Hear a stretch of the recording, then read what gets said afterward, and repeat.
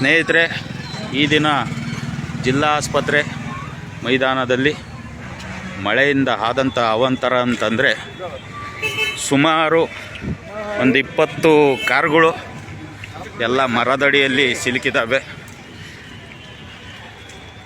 ನೋಡಿ ಸ್ನೇಹಿತರೆ, ಹೊಸ ಕಾರುಗಳು, ಆಂಬುಲೆನ್ಸ್ಗಳು, ಬೈಕುಗಳು ಎಲ್ಲವೂ ಮರದಡಿಗೆ ಸಿಕ್ಕಿ ಮರ ಮುರಿದು ಪೂರ್ತಿ